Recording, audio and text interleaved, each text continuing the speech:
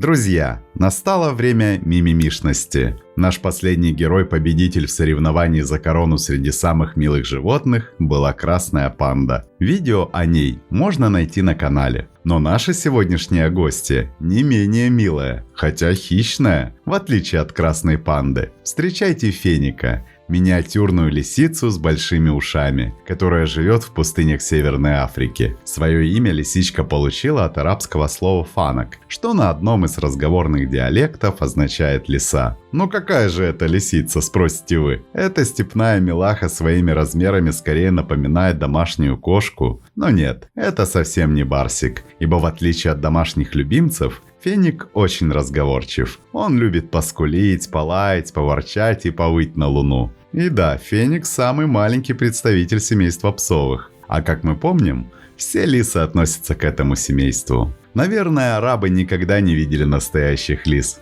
Героинь сказок, рыжих, нахальных и с пушистым хвостом, а потому назвали лисой это маленькое смешное лопоухое недоразумение. Судите сами, по наглой рыжей мордочке всем известной лисы Патрикеевны легко можно прочесть явное желание залезть в курятник и стащить оттуда самую вкусную курицу или еще что-то, что плохо лежит. Главное стащить. По глазам же Феника, особенно по его ушам, хорошо видно. Он не то что не готов сам что-нибудь украсть, но и сам до смерти боится, что у него украдут что-нибудь ценное. Например, его самого прихватят и сделают из него, скажем, мягкую игрушку. Но Феник очень дорожит своей шкуркой и потому выбирает места для жизни где-нибудь подальше от цивилизации других животных, в самой глубине пустыни. Там в песке он самостоятельно роет себе глубокую, явно не по своим габаритам, нору. И очевидно в приступе паранойи снабжает ее массой запасных выходов, которые все активно используют. В этой своей норе Феник живет как очень важная персона,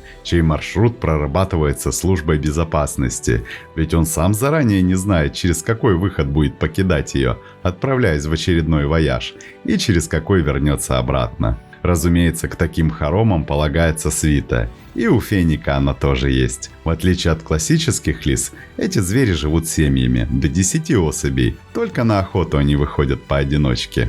Из-за такой маниакальной скрытности и ярко выраженном нежелании афишировать свою личную жизнь, научный мир очень мало знает о Фенике. Известно только, что его можно встретить на севере африканского континента, если вы, конечно, не против многодневных и, скорее всего, бессмысленных прогулок по выжженной солнцем Сахаре. Кстати, Антуану де Сент-Экзюпери в этом плане повезло. Когда летчик и писатель потерпел аварию в пустыне, он встретил именно Феника, и тот впоследствии стал прообразом лиса из сказки «Маленький принц». Индивидуализм Феника настолько сильно развит, что он отвергает возможность поселения как можно ближе к источникам воды, чего не может себе позволить никакое другое животное. А вот Феник является единственным проживающим в пустыне млекопитающим, которое принципиально селится как можно дальше от водопоев. Понятно, что при скромных размерах зверька, всего около 1,5 килограммов, много еды ему не надо. Поэтому Феник ограничивается всякой мелочью, типа насекомых, а на сладкое предпочитает страусовые яйца.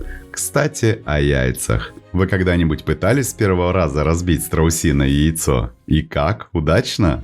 А вот Феник делает это на раз-два. Одному из зоологов удалось подглядеть за Феником, занятым как раз вскрытием яйца. Выглядел этот процесс следующим образом. Лопоухая лисичка катила по песку где-то украденное яйцо. Все же не так уж и чиста совесть у этого зверя. Катила очень долго, пока впереди не показался приличного размера камень. Завидев камень, Феник очень обрадовался. Приблизившись на нужное расстояние, зверь вдруг резко набрал скорость, буквально на лету обхватил яйцо всеми 4 лапками и грохнул его со всей силы об камень. Понятное дело, скорлупа не выдержала, и завтрак для Феника таким образом был готов. Да, мы все время упоминаем одну яркую особенность внешности Феника – его огромные уши. Они явно ему не по размеру, но зато эти уши выполняют множество функций. Во-первых, так он лучше слышит тех насекомых, которые предназначены ему на завтрак. Во-вторых, Уши служат источником терморегуляции, что в условиях жаркого климата пустынь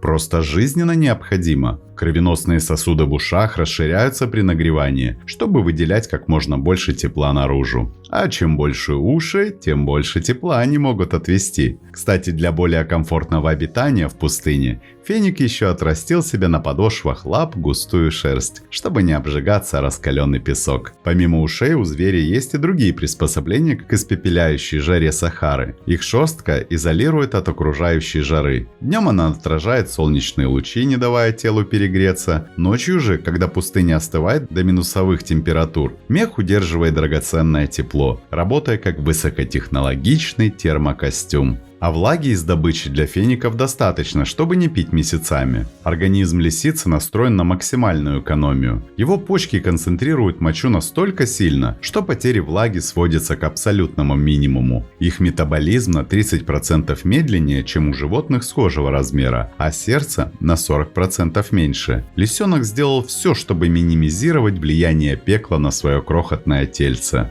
Хотят любви и ласки феники всего один раз в год. Брачный сезон в январе-феврале, но самочка готова принять гостей на чашечку чая всего 2 дня, и поэтому мужчины становятся агрессивными и очень торопятся. Феники моногамны, и каждая пара имеет свой личный домашний участок. Беременность длится 50 дней. В марте-апреле самка приносит от 2 до 5 детенышей в норе с гнездовой камерой, высланной травами, перьями и шерстью. Щенки при рождении весят всего 50 грамм. Мать остается с ними в логове до 2-недельного возраста, пока у них не открываются глаза. Любящий отец приносит еду, но в логово не заходит, потому что самочка в это время испытывает послеродовую депрессию, требует развода и отгоняет его от щенят. В возрасте 5 недель детеныши впервые покидают логово и бродят в окрестностях, но только в возрасте 3 месяцев начинают уходить на значительное расстояние. Паспорт феники получают в 6-9 месяцев, но это совсем не значит, что они съезжают от родителей и часто остаются в своей стае. Продолжительность жизни у феников составляет порядка 7-8 лет, хотя в неволе они могут доживать и до 20-летнего возраста. И разумеется, у многих возникнет вопрос, а можно ли содержать феника в домашних условиях? Скажем так, можно, но с очень серьезными оговорками. Для начала вам придется предоставить ему отдельную очень теплую комнату, набив ее предметами мебели, которые не жалко. Мебель должна быть такая, чтобы в ней обязательно можно было устроить нору, например, старый диван. Еще вы должны быть готовы к тому, что феник ночное животное, и именно с наступлением темноты у него начинается бурная жизнь, которая выражается шумным путешествием по столам, сбрасыванием на пол особенно ценных для вас предметов и разгрызанием мешков и пакетов и обуви,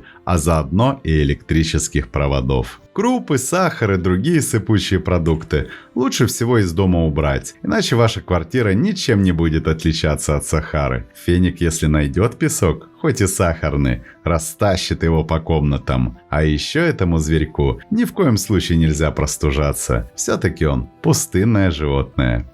Для тех, кто долгое время с нами и кто хочет поддержать развитие наших каналов, может перейти на платформу Boosty по ссылкам в описании. Там доступны все видео с каналов Планета Земля и ЗУ, без рекламы и замедления. Спасибо, что посмотрели этот ролик. Не забывайте ставить лайки, писать комментарии о том, какое бы животное вы хотели бы увидеть в следующем видео, и делиться этим видео с друзьями. Это очень помогает развитию нашего небольшого сообщества. Подписывайтесь на наши паблики по ссылкам в описании к видео. Там много интересного. С вами канал о животных ЗУ. Мы собираем большую видеоэнциклопедию про все виды животных планеты. Любите природу вместе с нами. До скорых встреч!